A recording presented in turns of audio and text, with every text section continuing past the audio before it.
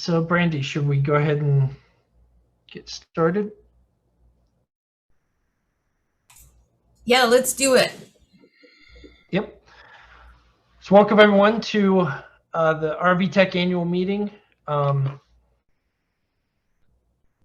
Hopefully next year we can be not be virtual, and so I know everyone is hoping for that. But it's great to see a lot of the faces and names of everyone that's attending today and catching up with people throughout the week in this virtual format. I want to thank Brandy and the UNOLS office for everything that she has done and they have done to put this together. We've got the new different tools this year. So I have a couple housekeeping items and things to mention. So since we're all here in Zoom, keep your mic muted and then use the raise hand feature to if you want to speak or ask questions. And then today at noon, we have a noon Pacific. There's a networking event that, so please attend that. It's going to be similar to last year where we can rotate through and different groups of folks and have discussion. It's a great way to socialize here in this virtual format. We're still, if you want to apply to the MacGyver Award this year, if we can, submissions are can still be accepted. We also have the nominations for RV Chair-elect. I'll be stepping down. Jules will be stepping up, and we'll need a new Chair-elect. So if you're interested, Brandy sent out a lot of information about that, and so we'll be getting nominations through this week, and then voting will occur after the annual meeting. Today we've been having today there's a UNOLS annual meeting at 1 Pacific. There's also the recording. So if you've missed any of the presentations in the annual meeting, they're posted on YouTube. You can get to them through the UNOLS website. So please take a look at those if you want some introduction to some of the topics coming up, and you can still attend today. And there'll be annual meeting sessions after RVTEC as well. And yes, this meeting is being recorded and will also be on YouTube later. So if you have technical staff that just not able to attend, it's all available. And there's also be poster sessions throughout the week. So take a look at the agenda in the application or the meeting website page at the poster sessions. They're available at the end of each day. And I think with that, I think that's all. We'll do have a switch up of presentations today. Jules Hammond's going to present in place of Masako Tamanaga with the potential fields pool. We're going to swap those presentations around. So that'll be a slight change to what's been posted. I think with all that, I'll introduce Emily Shimada. She's the RVTEC representative on MERAS, that's maintaining a climate, maintaining an environment of respect aboard ships. That is now it was a working group with the UNOLS Council, but now it's been a change in the recent, since we've been in virtual meetings, a change to a UNOLS committee. So she's the RVTEC representative of that. And she was going to say a few words before going into her icebreaker slides. So after Emily will have a series of icebreaker slides, and I'll introduce those folks. So thank you very much. Go ahead, Emily. Yeah, sure. Hey, everyone. Nice to see faces or names. Look forward to interacting with you on Huva. And yeah, feel free to reach out to me at any time. I'm nabbing this first slot because I have some updates from the MERAS committee. And then I'm also going to use this space to just set kind of an initial intention about inclusivity this week at this meeting, and then direct you to some resources that I've started populating, and shamelessly plug and request really any feedback you might have or experiences you've had attending meetings and conferences and kind of setting up codes of conduct and how you kind of felt welcomed in that space. So that's why I'm going now. Let me fumble through and try to share my screen. See how this goes. Hold on a sec. Let's see here. Okay, so I think I'm sharing. Thumbs up. Cool, that's good. That's a good start. Okay, let me start this slide. There's only 3 of them, but you know, colors are nice to look at. So hold on a sec. Okay. So yeah, general word of welcome. Again, really happy to be here. I really like our community, and I'm bummed I can't see people in person. That's a really fun part of coming to this, but still looking forward to interacting with all of you this week. So as I just said, going to give some updates from the MERAS committee to start, and then was just kind of hoping to maybe introduce some terms in a hopefully welcoming and relaxed way of just how we could try to, as a community, think about making an inclusive space during the various sessions that are going to happen this week. So MERAS, as Lee said, it's yet another acronym. It stands for Maintaining an Environment of Respect Aboard Ships. On the left there are the current members. Myself, I'm speaking from MERAS. I'm the vice chair right now, which has been really fun. And wanted to also just include on there that we're really open to kind of feedback and to hearing from you. So there's an email down there that goes to all of those lovely names and people that you see above. And we meet pretty regularly, which is great. So if you have any questions on stuff I'm going to talk about real quick, feel free to reach out directly to me, or you can also email the meras@unils.org. And again, it goes to the people that are there. So just a brief outline for those of you who might not be aware of what MERAS does. I'm going to be reading from some printouts. We're dedicated to fostering a safe and supportive environment that values inclusion, respect, and accessibility.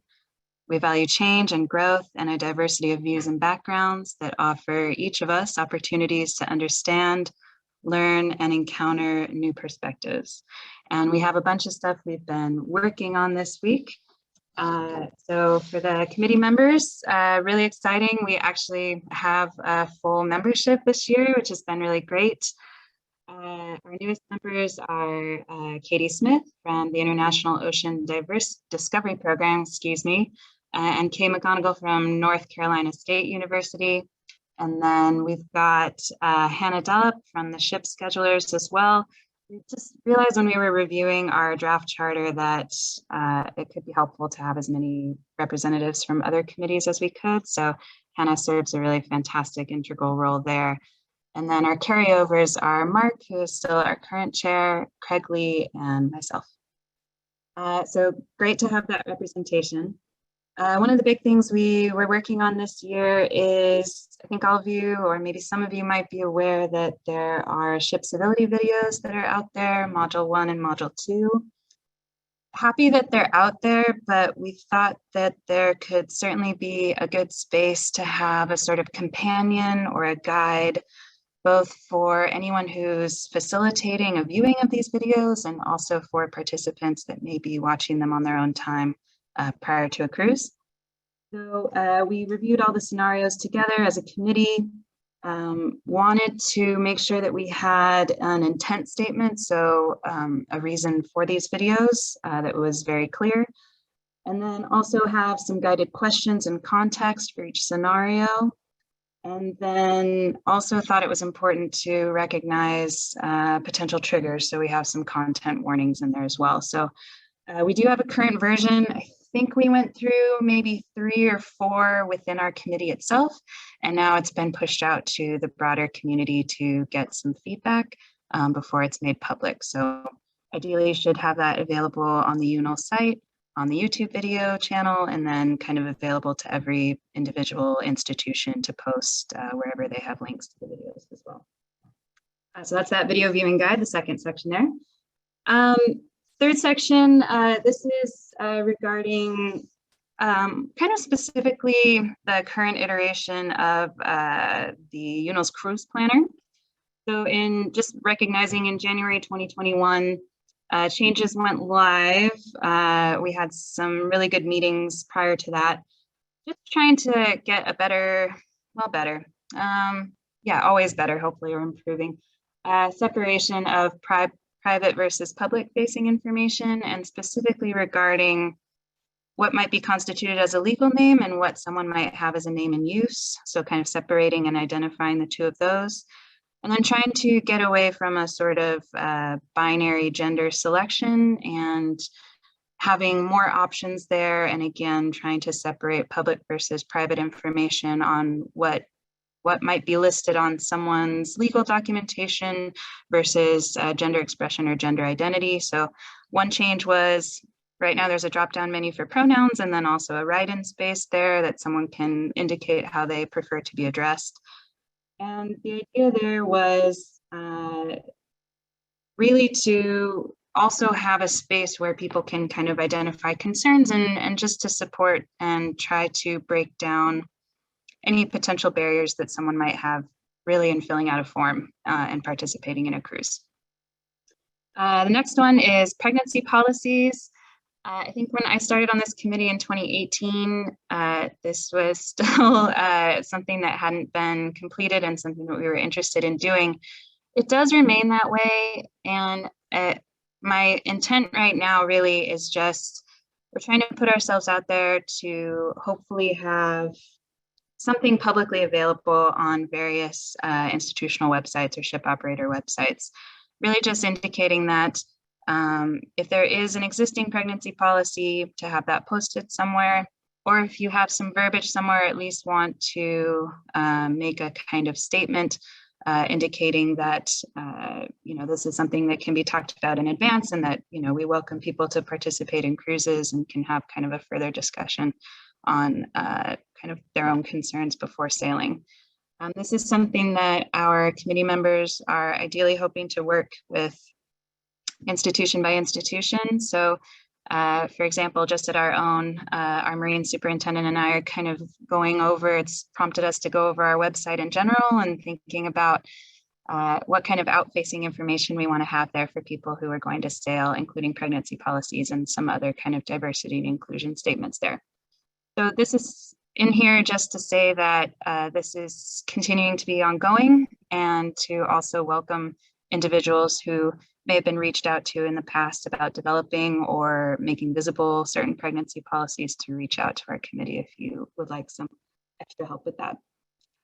The last section here kind of leads into what I mentioned earlier, and it's just a general interest and new focus of our committee to sort of come up with our own core values for diversity and inclusion within our committee, and the kinds of trainings and workshops some of our members have been able to attend this past year has been really great, and just kind of trying to bring that information for our committee ourselves when we have our meetings, just trying to abide by a sort of core set of values and guidelines to make everyone feel welcome and that their voice is appreciated and heard. And how to do that can be kind of complicated. So in the last slide, I just want to, and I'll go to the HUVA website in a bit. I just wanted to try to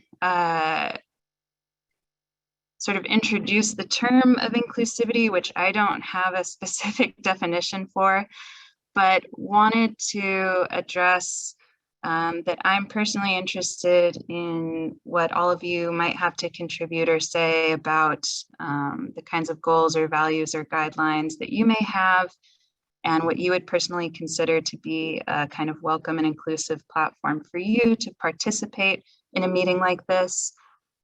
So the kinds of concepts I just want to put in people's ears now are just to try to communicate respectfully with one another as we would ideally when we're going to sail. I'm kind of thinking of when we have kind of initial onboarding and familiarization meetings with science parties, and we introduce trying to have a good respectful space where everyone feels comfortable to do their work. So in a similar way, just trying to practice respectful communication while you're here this week and in the sessions and in the chat boxes and the various tabs that exist in Whova.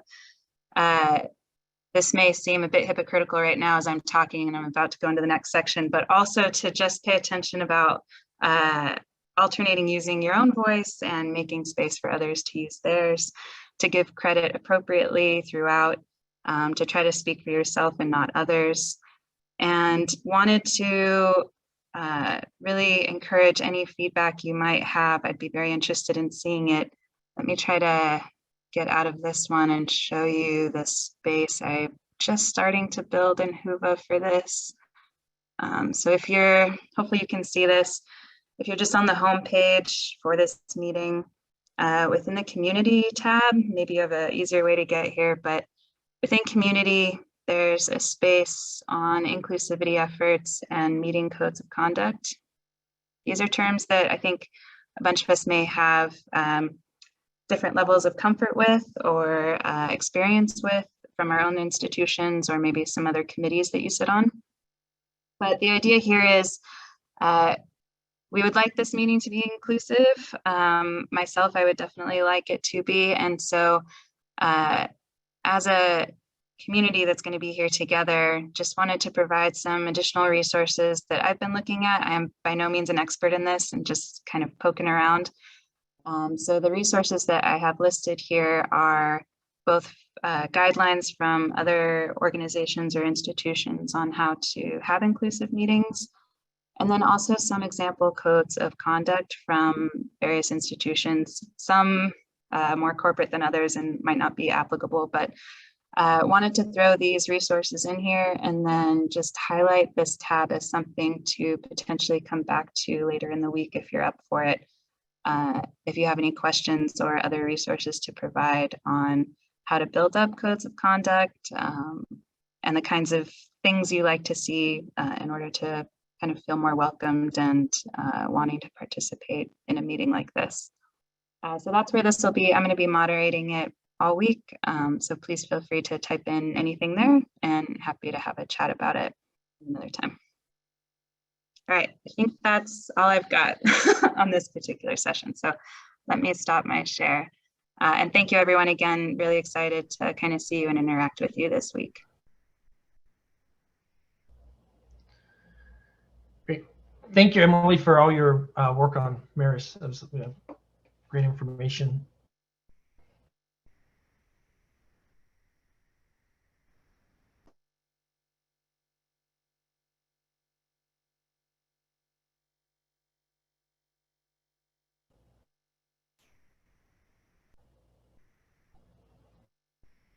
And so now we're starting to the icebreaker sessions where slides were submitted to introduce. A lot of technicians have the idea behind these icebreakers, doing it this way, a little bit different than we've done in the past, is to, a lot of people have moved around, have been new team members, and so being able to see who's who.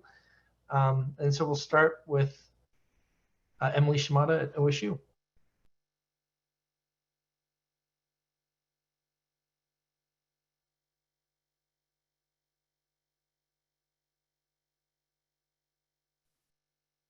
Hi again, it's me. Okay, so I'll start us off. I'm here to represent the Oregon State University Technician Group. We are currently, at least as of this month, Andrew Wugen is our supervisor, got Brandon DeAndrea, myself, and Michael Tepper Rasmussen, or TR. We very, very recently lost Kate Kuba, and I miss her very much already, but she has an amazing position, and that was just earlier this month. So Kate's not on here right now, but definitely an awesome member of our team. For this year, Oregon State University, at least for RV Oceanus, we had 12 cruises, kind of up and down the West Coast. Did a lot of really cool, diverse science out there, which was great. We had a really active and successful period in the winter of kind of putting on new sensors and systems before we sailed. And Oceanus is actually out right now. They're in San Francisco on one of the last cruises, which is crazy to think about for the year. We had a bunch of outreach and educational events that we were a part of as well. So that included reaching out and working with various STEM programs over the summer. We did some tours, not of the ship, unfortunately, but at least of our site, and tried to highlight the marine technician role and career to kind of young students doing summer camp stuff, which is always really fun because they're very excited and it's wonderful. A few of our members have also been active in supporting cruises on the Healy this year as part of the STARK program. Within the poster area is kind of a bit more information on what those cruises looked like and some of the names of all the individuals that helped support Science at Sea this summer, which was fabulous.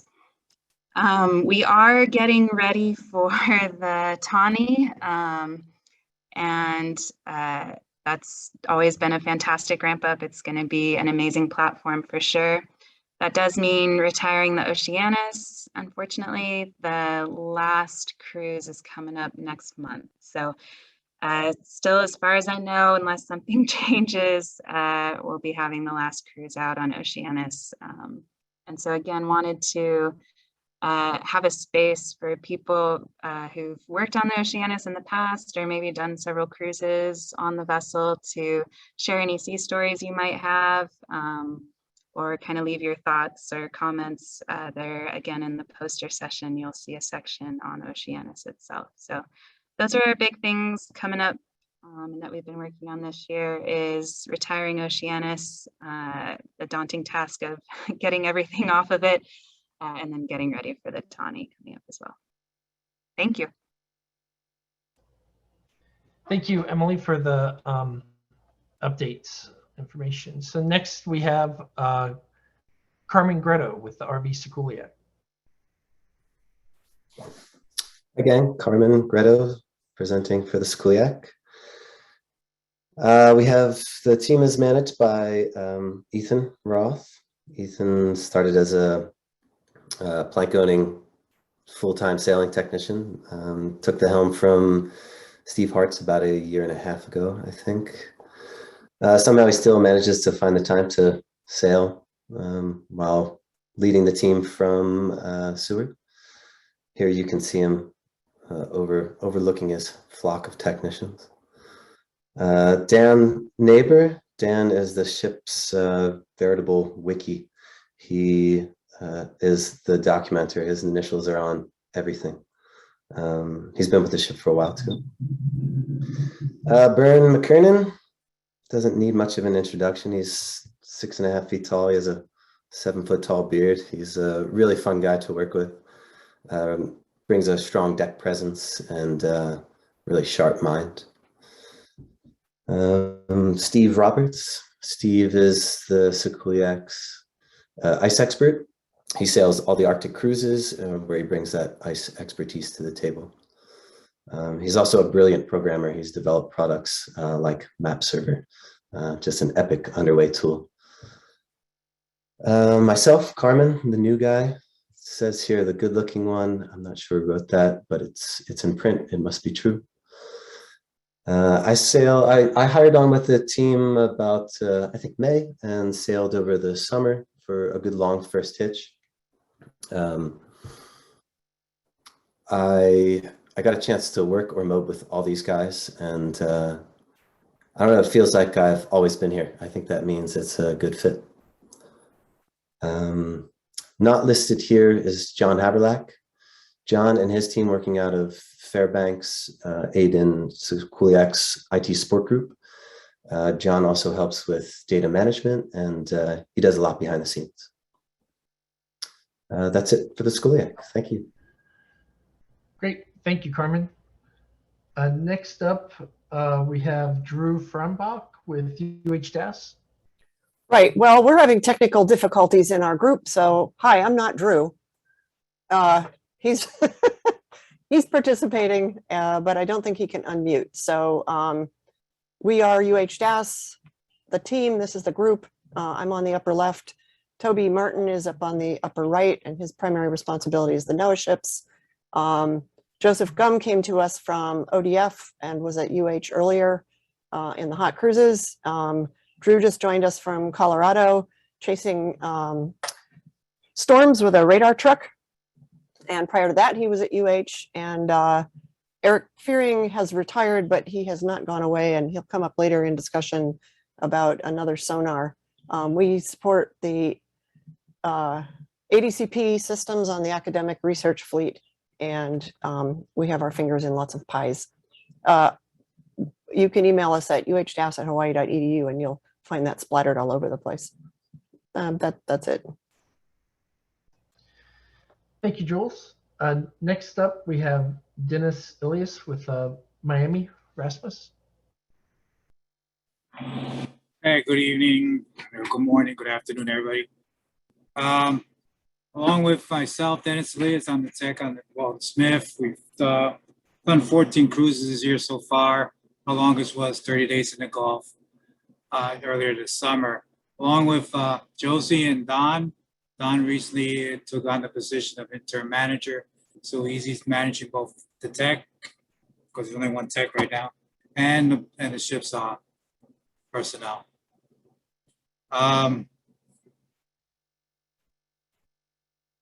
There we go. And our member is Zika. He came to us when the Zika virus was going around. I guess the simpler days of pandemics. He's been kind of comes around the campus and visits us. That's about it right now. We're kind of one of the original groups left from the Rich Finley days when the RVTEC was started, and that's about it.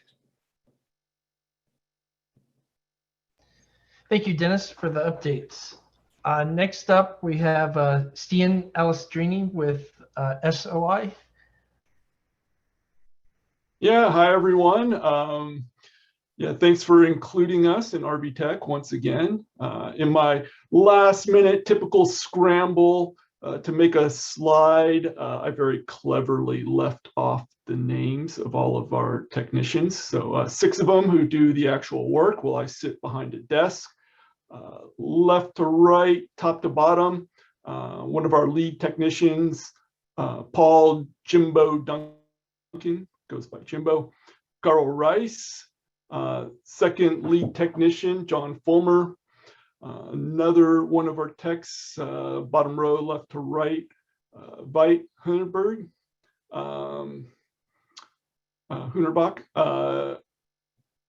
James Gillard, and Deb Smith.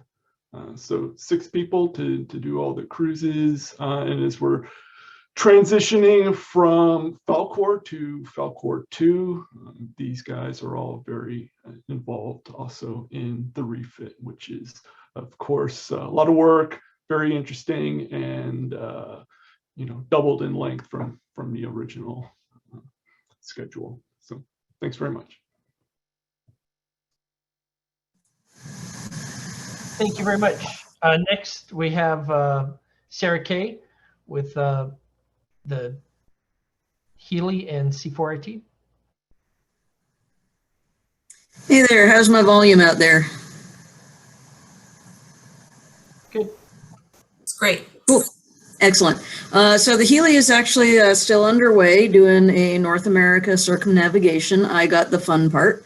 So I got to ride the ship from Seward around to just got off in Baltimore. We had a successful Northwest Passage transit with some ice, not a lot of ice, and then a Bob Picard, nothing but CTD's trip over there in Baffin Bay. We have had some personnel turnover. So you still got myself and Jeff Hardwick, and we've got new members, Tom Gomez, who's underway now, and Brian Nuttall, who's just joined us. So hopefully you'll get to meet us all in the future. That's all I've got.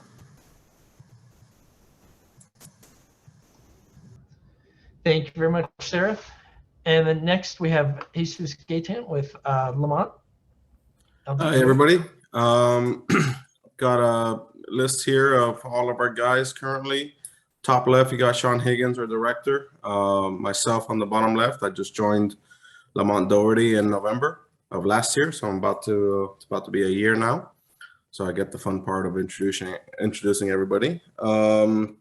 Dave Martinson is one of our chief science officers, mostly now doing support for our crew from the office. Next to him there, Alan Thompson, instrument technician. You can see him there on the picture in our pod during our last dry dock, going through all of our transducers and whatnot.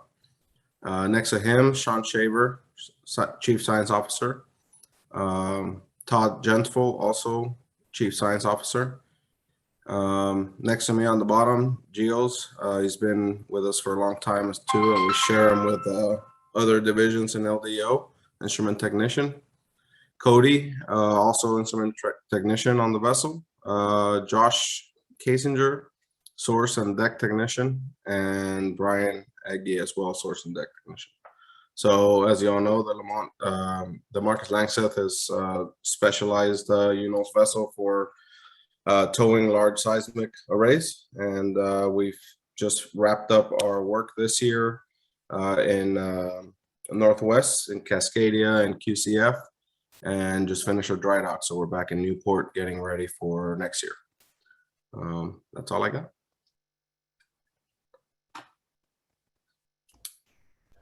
Great, thank you very much.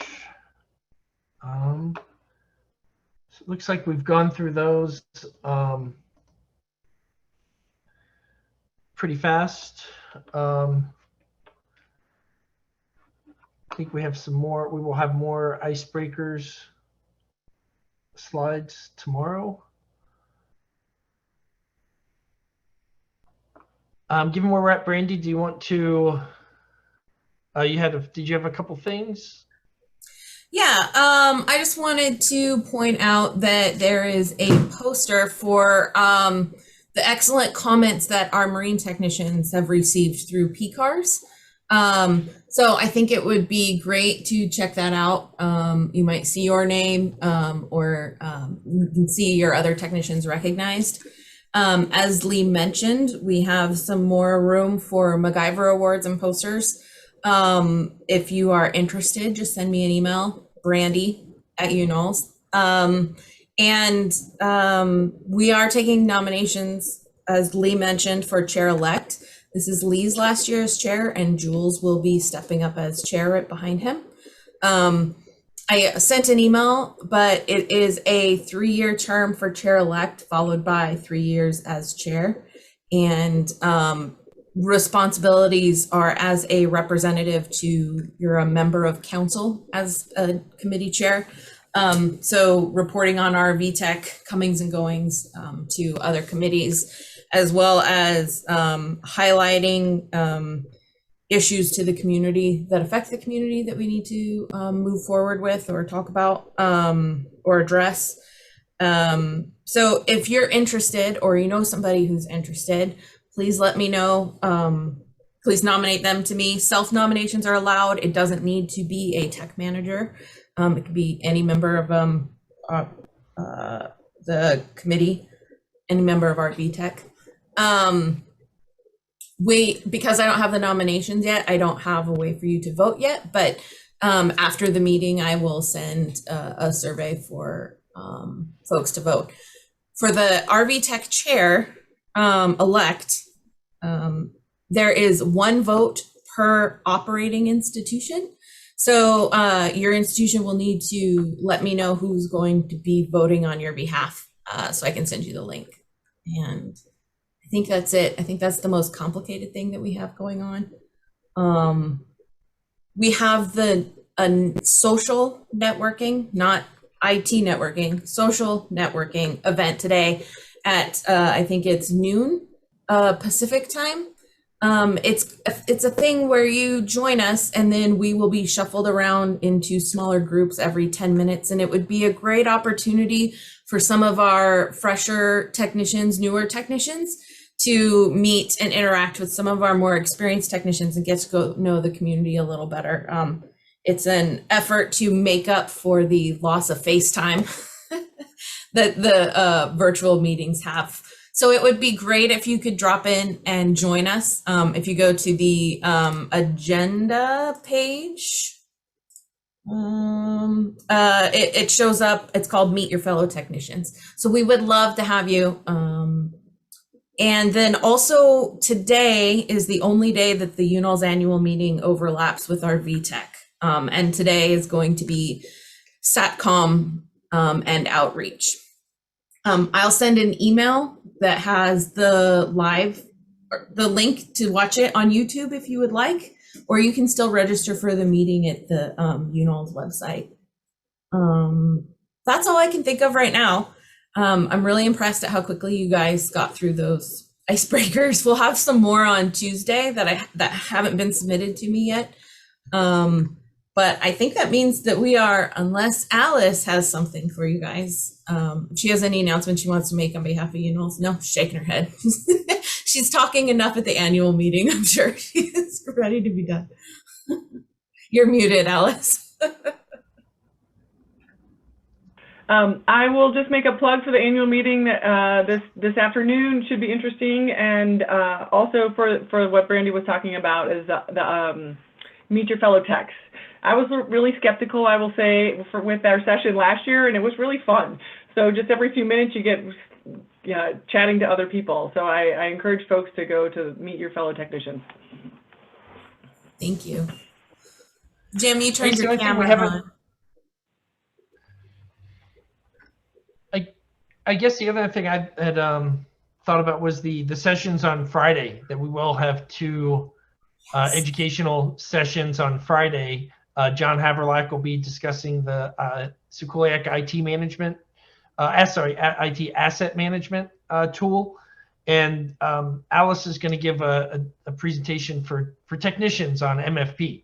So all the work that's been going on MFP, and I don't know how much people have been interacting with it some already, but it's a great tool. It has a lot of promise. And it's also the things have been very responsive to being fixed. It's been a huge project for UNO's office, and I think we're going to get a lot of use of it. And I know I really appreciate having a improved tool like this for planning the ships. So, yeah. That's the only thing I could think of. Session. It's been an interesting session. I'm going to mostly focus on the cruise planning aspects of it on Friday, and we're hoping to get you guys excited enough to get some more institutions on board. So I look forward to seeing you guys there too. Jim, I noticed that you have unmuted yourself. I just want everybody to know I'm here, and this is my favorite meeting of the year, so I'm going to be here the whole time. I don't have anything to say, nothing of interest anyway, but my biggest problem right now is picking an outfit for every day of the week. It can't be the same one. So I have nothing of import. That's it. Okay. Well, thank you. The next session is on the hour in 22 minutes. You'll have to go to the agenda and join that one separately. And it's going to be pools and resources. As Lee mentioned, we are going to be doing UHDAS today with Jules Hummin, and swap her for Masako. Masako will be here for tomorrow's pools and resources session. So. Thank you, everyone, and we'll see you in a few. Bye for now. Thank you.